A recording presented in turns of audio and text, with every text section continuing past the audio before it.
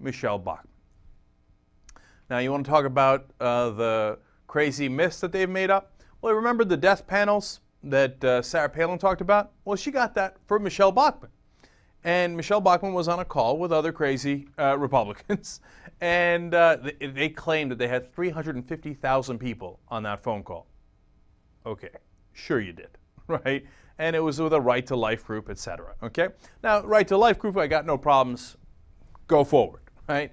But what she said on the phone call, I've got issues with. One, she says about the death panels, thank God that Sarah Palin said that. These are true. So you got to give it to Bachmann. She doesn't back down. In the face of all evidence, she says, no, there's still death panels. Now, even Chuck Grassley's walked away from that a little bit. McCain has walked away from that a little bit. Nobody says there's death panels, but they intimate, well, we got questions about what you're going to do with end-of-life issues, etc. But Michele Bachmann, you got to give her credit. Balls to the wall. Death panels. These are true.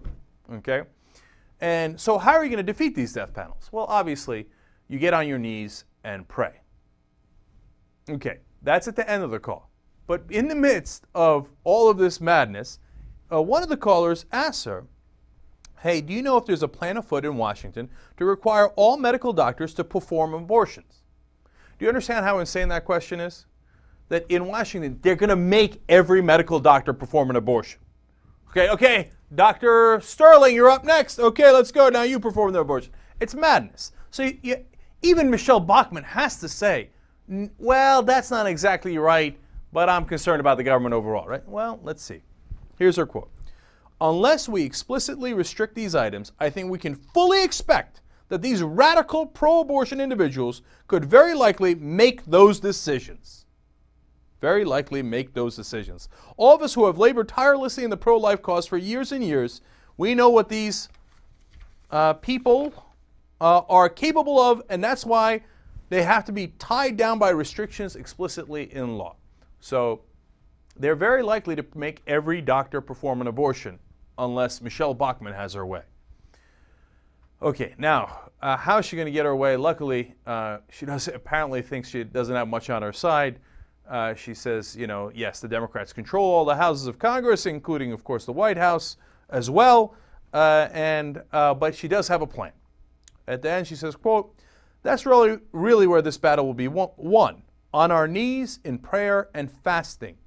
Remember, faith without works is dead, so we're asking you to do all of it. Pray, fast, believe, trust the Lord, but also act. Okay. The action part makes sense, right? And I get where she's driving at from there. The getting on your knees, go for it. Okay. The praying, I understand. These are religious people, and they believe in the power of prayer, no problem. The thing is, I hope that that's their main strategy. Okay, that they get on their knees and pray and pray and pray and pray and pray and pray and hope it works.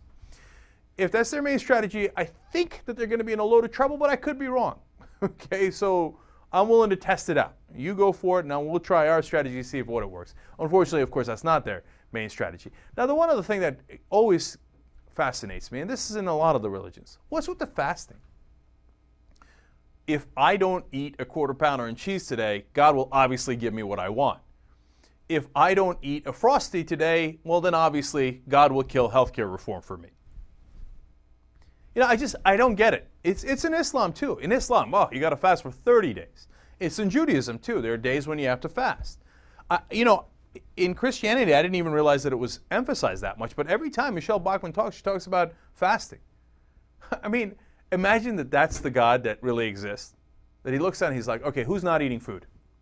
Well, they won't be able to last long if they don't eat food, but because that's how I created them. But I like that they're suffering. Okay, good job. Are there other ways we can suffer? The Shiites, they beat themselves with the chains. Should we go to that route next? I don't know. Now, that's not what Bachmann's saying.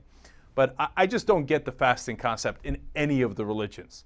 That if you deprive yourself and you suffer enough, God will say, good boy, good girl, you suffered for me.